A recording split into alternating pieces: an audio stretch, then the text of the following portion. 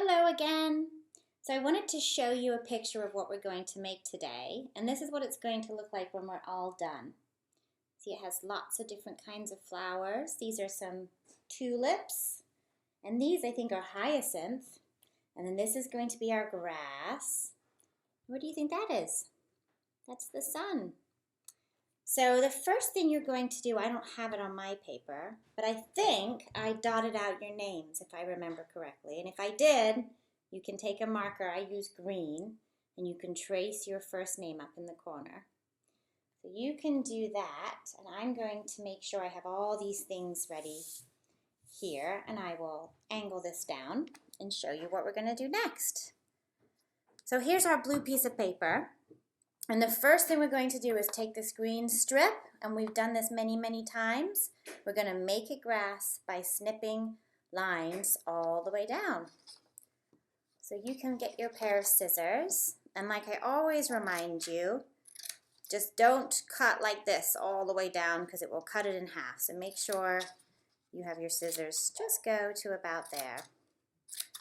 And we're going to cut all the way down to the other side.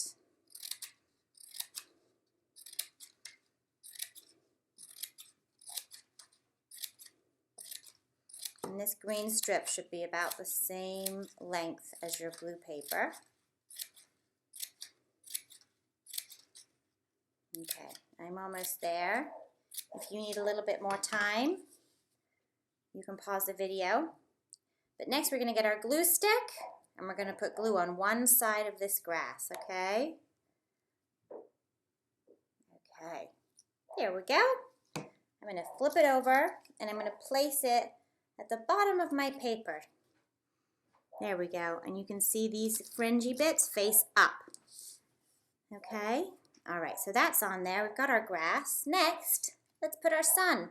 We want to put it up high in the sky, so you can choose which side you want it. Make sure you don't cover up your name. Put some glue on one side, and let's stick it on. All right, very good. So now the next thing we're going to do is add our pink flowers.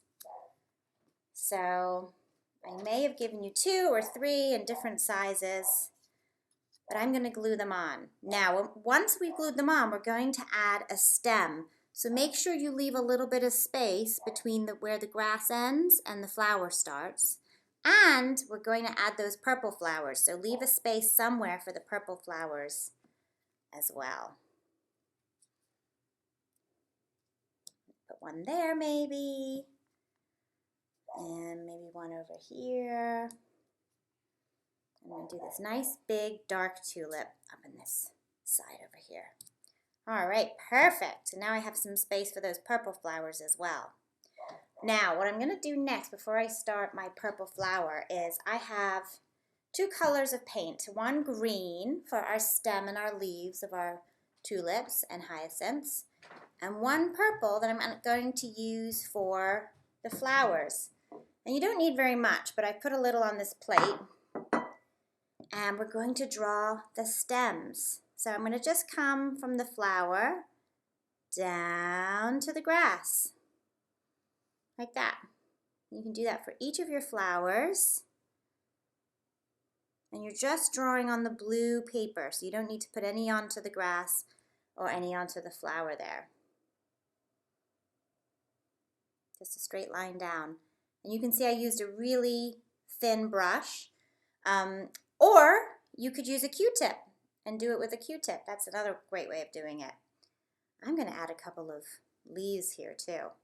And if you want your grown-up to help you, you can certainly do that.